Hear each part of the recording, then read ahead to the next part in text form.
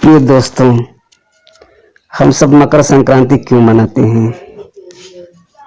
हमारे हिंदू धर्म में मकर संक्रांति का क्या महत्व है, आइए हम सब जानते हैं। मकर संक्रांति के दिन सूर्य धनु राशि से निकलकर अपने पुत्र शनि की राशि मकर में प्रवेश करते हैं। माना जाता है कि इस दिन सूर्य अपने पुत्र शनि से मिलने के लिए खुद उनके घर आते हैं। इस वजह से इस खास दिन को मकर संक्रांति के नाम से जाना जाता है। मकर संक्रांति को लेकर कई कथाएं हैं। सबसे पहली कथा श्रीमद् भागवत एवं देवी पुराण में बताई गई है। इनके अनुसार शनि महाराज को अपने पिता सूर्यदेव से बैर भाव था, क्योंकि सूर्यदेव ने उनकी माता छाया को अपनी दूसरी पत्नी संज्ञा के पुत्र यमराज से भेदभाव करते हुए देख लिया था। इस बात से सूर्यदेव ने संज्ञा और उनके पुत्र शनि को अपने से अलग कर दिया था। इससे शनिदेव और उनकी छाया ने सूर्यदेव को कुष्ठ रोग का श्राप दे दिया था। सूर्यदेव के कुष्ठ रोग से पीड़ित देखकर यमराज काफी दुखी हुए और उन्होंने इस रोग से मुक्ति के लिए तपस्या भी की थी। सूर्यदेव ने क्रोध में आकर शनि महाराज के घर कुंभ, जिसे शनि राशि कहा जाता है, उसको अपने तेज से जला दिया था। इससे शनिदेव और उनकी माता छाया को कष्ट भोगने पड़े। यमराज ने अपनी सौतेली माता और अपने भाई शनि को कष्टों में देखकर उनके कल्याण के लिए सूर्यदेव को काफी समझाया। यमराज के समझाने पर सूर्यदेव उनके घर कुंभ में पहुंचे। वहां सब कुछ जला हुआ था। उस समय शनिदेव के पास काले तिल के अलावा कुछ नहीं था, इसलिए उन्होंने काले तिल से ही भगवान सूर्यदेव की पूजा की। शनि की पूजा से प्रसन्न होकर सूर्यदेव ने शनि महाराज को आशीर्वाद दिया कि शनि का दूसरा घर मकर राशि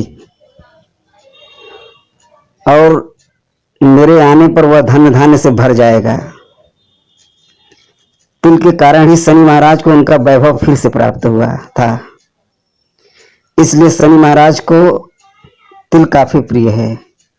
इसी वजह से मकर संक्रांति के दिन तिल से सूर्यदेव और शनि महाराज की पूजा का नियम शुरू हुआ था और उसे तिल संक्रांति के नाम से भी जाना जाता था।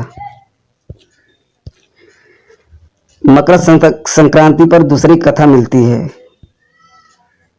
कि मकर संक्रांति के दिन गंगा जी अपने भक्त भागीरथ के पीछे पीछे कपिल मुनि के आश्रम से होकर सागर में जा मिली थी। मान्यता है कि इस दिन गंगा जी धरती पर आई थी, इसीलिए इस खास दिन गंगा जी में स्नान करने का विशेष महत्व है।